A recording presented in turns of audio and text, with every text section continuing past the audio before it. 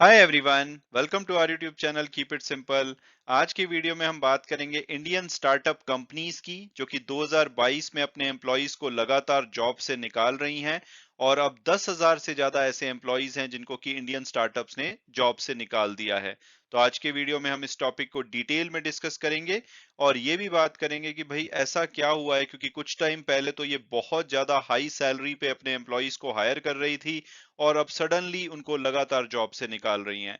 तो इस टॉपिक को डिटेल में डिस्कस करेंगे और आगे बढ़ने से पहले अगर आपने अभी तक चैनल को सब्सक्राइब नहीं किया है तो प्लीज सब्सक्राइब करके हमें मोटिवेट कीजिए।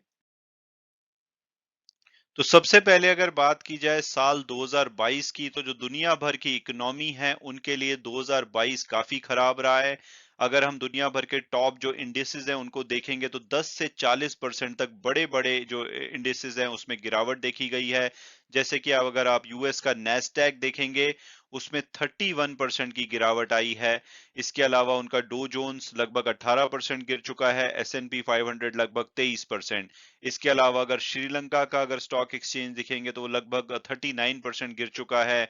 जो रशिया का स्टॉक एक्सचेंज है वो भी 37% गिर चुका है। तो ओवरऑल जो दुनिया के बड़े बड़े स्टॉक मार्केट है उसमें क्रैश आया है। इंडिया के भी अगर स्टॉक मार्केट की बात की जाए तो निफ्टी 50 11.5% से ज्यादा और बीएससी सेंसेक्स भी लगभग 11.5% के आसपास नीचे गिर चुके हैं। तो अगर दुनिया भर की स्टॉक मार्केट गिरेंगी तो उसका कुछ ना कुछ इम्पैक्ट तो स्टार्टअप की फंडिंग पे भी आएगा। और यही देखा जा रहा है, जो कि स्टार्टअप की फंडिंग है उसमें काफी कमी आई है। अगर हम फर्स्ट क्वार्टर की बात करें जबकि चीजें काफी हद तक नॉर्मल थी, तो इंडियन जो स्टार्टअप है उनको 11.7 बिलियन यूएस डॉलर की फंडिंग मिली थी फर्स्ट क्वार्टर में। और इस बीच में जो हमारे 13 स्टार्टअप थे वो यूनिकॉर्न बने थे, यानी कि उनका ओवरऑल जो वैल्यूएशन है वो 1 बिलियन डॉलर या उससे ज्यादा हो गया था। उसके बाद आया अप्रैल, जबकि हमें 3.4 बिलियन डॉलर की फंडिंग मिली स्टार्टअप के लिए। और इस महीने में कोई भी नया यूनिकॉर्न नहीं बना। और उसके बाद मई में हमें अपना 100वां यूनिकॉर्न मिला ओपन के रूप में। और हालांकि इस महीने में भी जो ओवरऑल फंडिंग थी उसमें काफी ज्यादा कमी आई, सिर्फ 1.6 बिलियन यूएस डॉलर ही फंडिंग की तरह से जो हमारे स्टार्टअप है वो जनरेट कर पाए। जो कि अगर पिछले महीने से कंपेयर करें यानी कि अप्रैल से, तो लगभग 53% की इसमें कमी देखी गई। तो ओवरऑल अगर हम 5 महीनों की बात करें 2022 में, तो भारत ने 16 बिलियन की स्टार्टअप फंडिंग ली है। हालांकि इसको अगर हम 2021 से कंपेयर करें, यानी कि पहले 5 महीने अगर 2021 के देखे जाए, तो उससे डेफिनेटली ये फंडिंग ज्यादा है।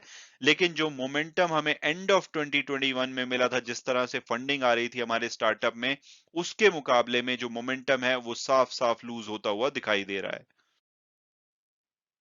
और अब अगर बात की जाए लेटेस्ट डेवलपमेंट की, तो जो इंडियन स्टार्टअप्स हैं वो अपने एम्प्लॉयज को लगातार 2022 में ले ऑफ कर रहे हैं। और ये जो नंबर है अब 10,000 के भी ऊपर जा चुका है, यानी कि 10,000 से ज्यादा एम्प्लॉयज 2022 में स्टार्टअप्स के द्वारा कंपनी से निकाले जा चुके हैं। तो ऐसा क्या हुआ है? पहला तो इनको जो फंड रेजिंग में प्रॉब्लम आ रही है, हमने अप्रैल और मई के नंबर में देखा कि फंड रेजिंग का नंबर नीचे गया है। इसके अलावा ज्यादातर स्टार्टअप आपने देखा होगा कि ये प्रॉफिटेबल नहीं है, लॉस मेकिंग है।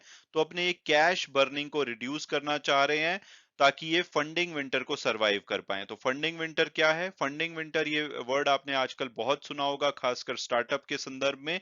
इसका मतलब है कि जो स्टार्टअप वैल्यूएशन में जो फोर्सफुली करेक्शन देखा जा रहा है, क्योंकि इन्वेस्टर जो हैं वो उन स्टार्टअप को अवॉइड कर रहे हैं जिनका की प्रॉफिटेबिलिटी को लेकर के कोई क्लियर पाथ नहीं है। तो इस वजह से जो स्टार्टअप अभी लॉस मेकिंग है उनको फंडिंग रेज करने में बहुत प्रॉब्लम आ रही है। और ये तब हो रहा है जबकि इससे पिछले साल यानी कि 2021 में बहुत ज्यादा एग्रेसिव हायरिंग की गई थी स्टार्टअप्स के द्वारा। और हाई एम्प्लॉय कॉस्ट पे इन्होंने एम्प्लॉयज को हायर किया था। और उस टाइम पे जो टेक हायरिंग को लेकर के टैलेंट वॉर चल रहा था, क्योंकि उस टाइम पे जो इन्वेस्टर का इंटरेस्ट था इन स्टार्टअप में काफी था, वो बहुत ज्यादा फंडिंग दे रहे थे इनको। और इस वजह से जो स्टार्टअप कंपनीज है इन्होंने multiple rounds of funding generate करी थी। तो ऐसे टाइम में इनके पास पैसा बहुत था, तो ये एम्प्लॉयज को बहुत ही ज्यादा सैलरी पे हायर कर रहे थे। और जो अभी ले ऑफ्स किए जा रहे हैं वो ज्यादातर सेल्स और मार्केटिंग रोल्स में किए जा रहे हैं, जो कि इंडस्ट्री सोर्सेज ने बताया है। और इसमें स्पेसिफिकली जो इंजीनियरिंग और प्रोडक्ट रोल हैं वो अभी तक ले ऑफ के शिकार नहीं बने हैं, यानी कि इनकी डिमांड अभी भी बनी हुई है। लेकिन जो सेल्स और मार्केटिंग के रोल हैं वहां पे बहुत ज्यादा कमी देखी जा रही है। और इसमें जो लेटेस्ट कंपनी ने ज्वाइन किया है वो गुड़गांव बेस्ड है, सिटी मॉल। इन्होंने अपनी 19 जून को एक लिंक्डइन पोस्ट में बताया कि ये अपने 191 एम्प्लॉइज को जॉब से निकाल रहे हैं, और इन्होंने इसका रीजन दिया है कि भाई इनका जो बिजनेस मॉडल है उसमें कुछ चेंजेस हुए हैं, और इसके अलावा जो फंडिंग एनवायरनमेंट है जिसमें कि फंडिंग रेज करना बहुत ही मुश्किल है, तो इस वजह से ये अपने एम्प्लॉइज को निकाल रहे हैं। इसके अलावा अगर आप देखेंगे तो ओला 2100 एम्प्लॉइज को निकाल चुका है, ब्लिंकिट 1600 एम्प्लॉइज को, Unacademy, white head junior, Vedantu, cars 24 ये भी बड़ी भारी मात्रा में अपने एम्प्लॉइज को इस साल में निकाल चुके हैं, जो कि इनकी ओवरऑल वर्कफोर्स का भी बहुत बड़ा पार्ट है। और अगर बात की जाए कि क्या ये सिर्फ इंडियन स्टार्टअप के साथ हो रहा है, तो ऐसा नहीं है, दुनिया भर में ये ट्रेंड देखा जा रहा है। यूएस में खासकर 21,000 एम्प्लॉइज मिड जून तक स्टार्टअप्स के द्वारा निकाले जा चुके हैं, और इसमें तो कुछ बड़ी बड़ी कंपनी भी है, जैसे नेटफ्लिक्स ने भी काफी एम्प्लॉइज को निकाला है।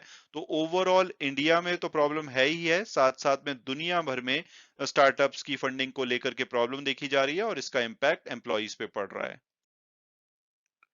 और अब अगर बात की जाए कि भाई कौन से सेक्टर हैं जो इससे सबसे ज्यादा इम्पैक्ट हुए हैं, यानी कि सबसे ज्यादा एम्प्लॉइज किस सेक्टर में निकाले गए हैं, तो कंज्यूमर सर्विसेज का जो सेक्टर है वहां पे सबसे ज्यादा ले ऑफ्स देखे गए हैं। उसके बाद ई कॉमर्स और एजुकेशन टेक्नोलॉजी यानी कि एड टेक का सेक्टर है। तो ये तीन सेक्टर अगर हम मिला लें तो 18 स्टार्टअप्स ने लगभग 8,659 एम्प्लॉइज को सिर्फ इन तीन सेक्टर में निकाला है।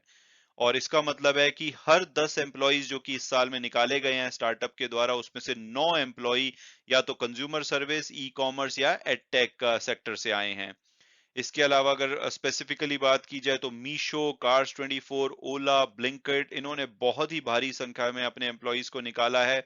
इसके अलावा जो एड टेक सेक्टर है, क्योंकि फिजिकल जो ट्यूशन सेंटर्स हैं, स्कूल्स, कॉलेजेस ये सभी खुल रहे हैं, तो जो डिमांड थी रिमोट लर्निंग की और टेक्नोलॉजी बेस्ड एजुकेशन की उसमें बहुत ही ज्यादा कमी देखी जा रही है। इस वजह से अन अकेडमी, वेदांतु, लीडो लर्निंग ये सभी जो एड टेक कंपनीज हैं इन्होंने लगभग 4,000 एम्प्लॉइज को, जो कि ओवरऑल 38% है टोटल ले ऑफ्स का, इन्होंने 2022 में निकाला है। और ये ले ऑफ स्टोरी तब आ रही है जबकि पिछले साल इसमें बहुत ज्यादा बूम देखा गया था, और इन्होंने अपने एम्प्लॉइज को मल्टीपल ऑफर्स के जरिए बहुत ही अच्छे प्राइस पे हायर किया था। और यहां तक कि कुछ एम्प्लॉइज को तो स्काई हाई सैलरीज दी गई थी, इवन बीएमडब्ल्यू जो कार्स होती हैं वो भी इंसेंटिव की तरह ऑफर की गई थी। तो 2021 एम्प्लॉइज के लिए बहुत ही अच्छा था, लेकिन 2022 में इनके साथ बहुत ही ज्यादा प्रॉब्लम आ रही है। हालांकि अगर इसकी पॉजिटिव साइड देखें तो जो इसका नेगेटिव इम्पैक्ट बड़ी बड़ी आईटी कंपनीज में आ रहा था, चाहे वो इन्फोसिस हो, विप्रो हो, टीसीएस हो, इनमें अट्रीशन रेट काफी ज्यादा बढ़ चुके थे। खासकर इन्फोसिस का तो पिछले क्वार्टर का जो अट्रीशन था वो 27% के आसपास था, विप्रो का 23%। तो जैसे कि क्योंकि बहुत सारे एम्प्लॉयज ने स्टार्टअप में ज्वाइन किया था तो उनका अट्रीशन रेट बढ़ रहा था, लेकिन अब जैसे कि स्टार्टअप एक तो एम्प्लॉइज को निकाल रहे हैं, दूसरा आने वाले टाइम में भी जो एम्प्लॉइज छोड़ करके स्टार्टअप ज्वाइन करना चाहेंगे वो भी 10 बार सोचेंगे। तो इस वजह से साफ साफ जो इन्फोसिस, टीसीएस, विप्रो वगैरह के एट्रीशन में आप देखेंगे कि भारी कमी आ सकती है आने वाले टाइम में, तो उनके लिए ये फायदा हो सकता है। लेकिन अभी के लिए जो एम्प्लॉइज जिन्होंने की स्टार्टअप को ज्वाइन किया था उनके लिए डिफिकल्ट टाइम है।